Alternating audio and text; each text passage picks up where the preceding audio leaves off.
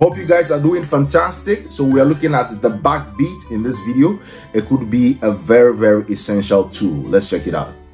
Okay, so here's a quick illustration of what I'm talking about. Yeah, I'm not talking about your crazy tapping or anything. I'm talking about this.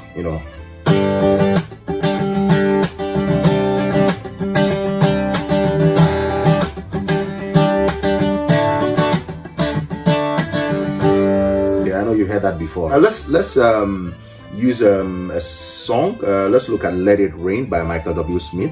That song is pretty monotonous. Let it rain, open the floodgates of heaven, let it rain. That is the whole song, right? So if you were performing in front of an audience, it would be nice to give the song how do I put it, to start it from somewhere and build it up. Okay, that's the point I'm trying to make here. So let's take the key of C as an example, the key of A minor to be precise. Okay, so you could start off with arpeggios. Let it rain, let it rain,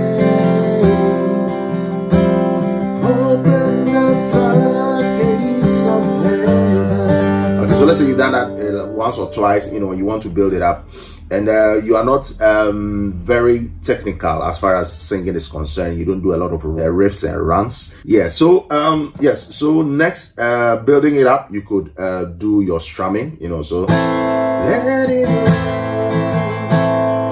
let it rain. And then if you want to keep going, you can add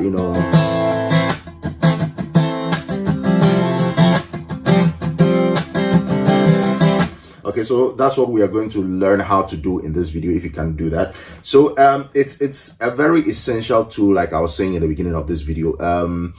I use that in a lot of ways, even when I'm improvising, with someone, and maybe it's because I started off as a drummer. We want to know your heart as the star. But I really like to play in the pocket. Okay, so if I'm not getting that from someone I'm jamming with, for example,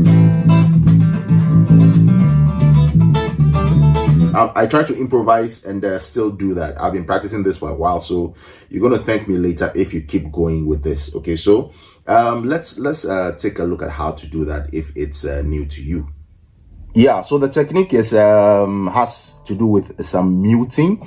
Okay, so the physics of the acoustic guitar. Okay, when you have your left hand placed on the strings ever so slightly, it mutes all the strings, right? Okay, so there's a little bit of that in the technique. So let's use that A minor as an example here. So the moment your left hand is coming down, to strum, lift your hands, like stop putting pressure on the strings, You get a little bit of that, right? So my fingers are just touching the strings slightly. And then I'm not gonna lie, okay, this needs practice. It's not like a one technique, it's not like a tip that will just solve everything.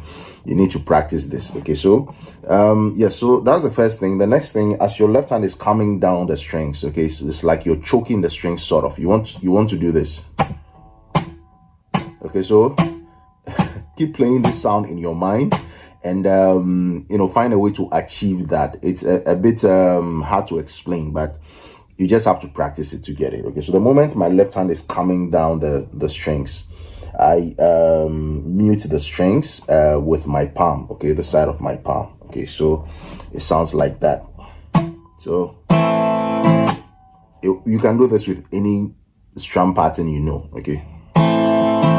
Just put it on the 2 and the 4. 1, 2, 3, 4. 1, 2, 3, 4. 1, 2. So you could spend 10 minutes or more if you have time a day. Just do that, till you get the sound. There's no way around it. You've got to practice it. Okay?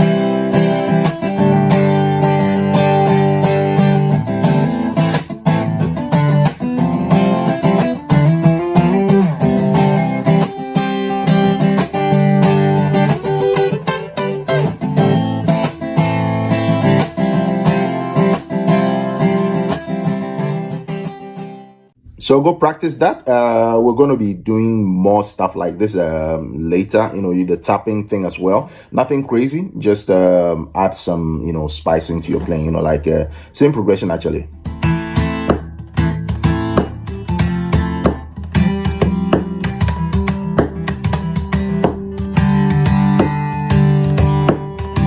If you have a good acoustic electric, with a microphone built in, that tap, sounds like a snare drum and something. You can add cakes, So this will be a good way to start, and you could just play that and incorporate that in your playing, or take it as far as you want. So subscribe, and I'll see you in the next video.